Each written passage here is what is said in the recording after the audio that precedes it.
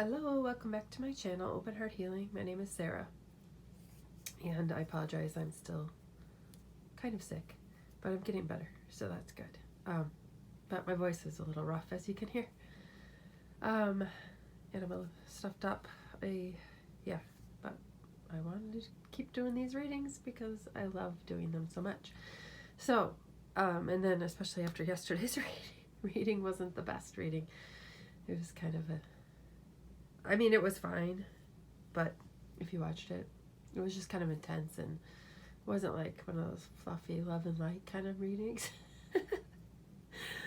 So, but that's life, right? That's the way life is. That's real life. So sometimes things go badly. Sometimes things don't go the way you want them to go, I guess. So today we have the Seven of Wands, the Ten of Pentacles, and the World. And it's interesting because the other day I did the reading and I said there were 21 major arcana cards in the deck. But then I realized after the fact that I was mistaken because there are actually 22 major arcana cards in the deck because the World, 21, is the last major arcana card, but the Fool is number 0. So there are actually 22. And then this ties into this because I just before I started recording, I looked up the meaning of this. I knew it was called the Kabbalah Tree of Life symbol, but I've never really learned about it. So I was like looking it up because I was just trying to see if there was anything, I could get anything that related to the message. And it was saying that there are like 10, they said there are 10 or 11. I don't know why there would be a difference, but like nodes, like these circles, and then 22 lines between them. And then that was making me remember how there are actually 22 major arcana cards in the deck. And then we ended up getting the 22nd one here in this reading. So the number 22 maybe is important for somebody, means something to somebody. Also, I don't know what I was going to say. I lost my train of thought. I'm sorry. Yeah. So, yeah. Not sure what all this means. And this Tree of Life was, I don't know, it was very complicated. When I was reading about it, I was like, oh, I don't really have any interest in learning about it, but but maybe you want to look it up. Kabbalah. Kabbalah, I think it's spelled. Kabbalah Tree of Life symbol. It just was too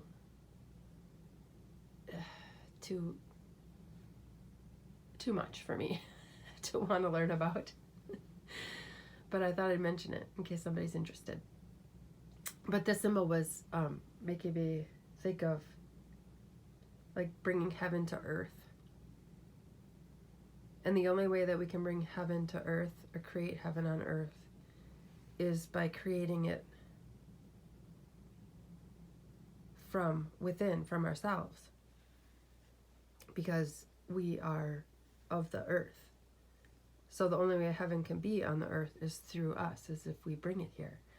And that kind of ties into the message that I was getting of, with this card I was getting, it's an inside job. Because see, she's isolated kind of in this bubble, and she's just meditating. And so there might be like all this chaos and drama going on in the world or around her, but she's not paying attention to it. She's looking away. She's just focusing on what's inside of her. See, this is like her solar plexus chakra. And then she's got her hands together over her heart. So,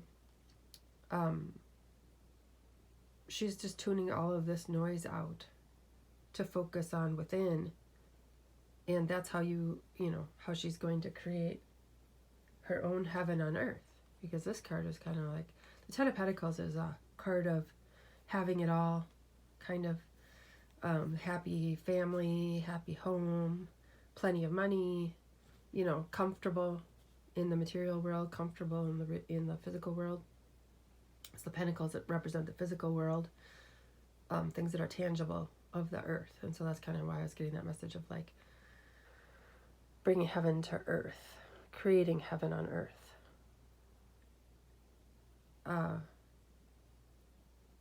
By connecting to God.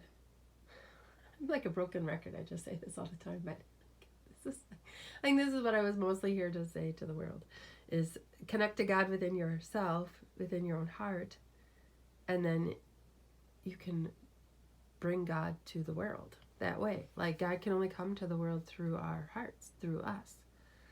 And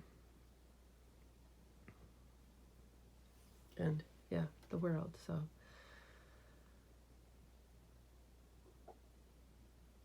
I can't remember. I had a message with that card before I started recording, and now it's eluding me of what it was.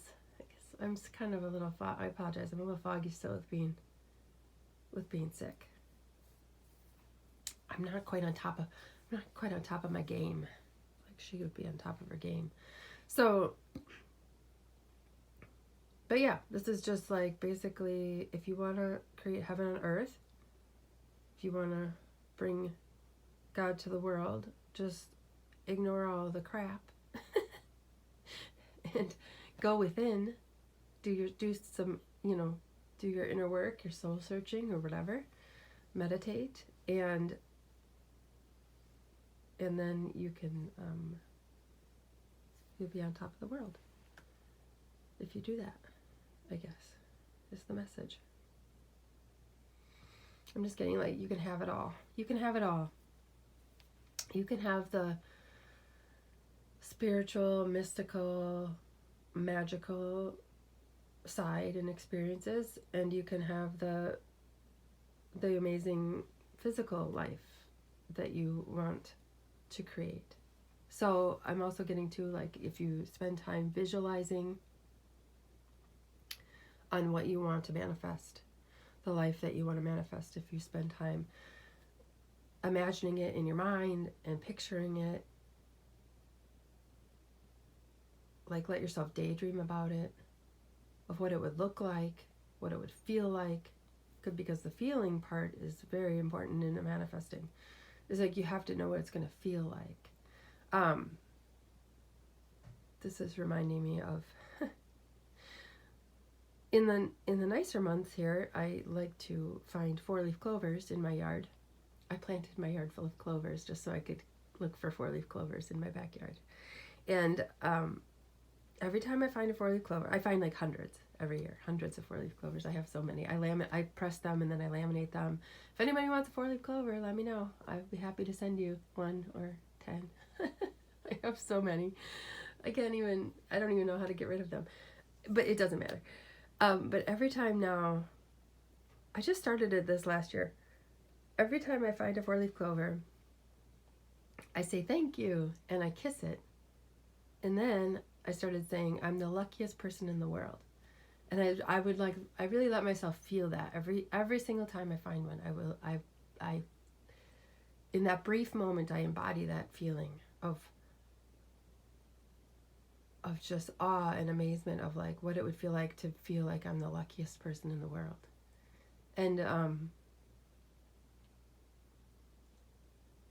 yeah, and I know, like, it's kind of this is having this is if I had this, then I would feel like the luckiest person in the world. So that's why I'm getting that message of, like, you have to really picture it, you have to really feel it, or what you want to manifest, what you want to bring into your reality, what you want to create for yourself in your life. So maybe you could spend some time doing that. Maybe it's it's almost the new year. It's a good time to start new habits or to change your perspective, your way of thinking. So maybe you would like to start meditating on a regular basis. Would be good for at least somebody out there, I'm getting. Meditating, not just meditating in general, but meditating on what you would like to see come into your reality in the physical world for your own life. So yeah, and then you notice that all three of these cards have a circle. This circle, circle, circle. So something about, obviously the pentacles are circles. So something about circles, like, I mean, this card is, as I already mentioned, the last major arcana card in the deck.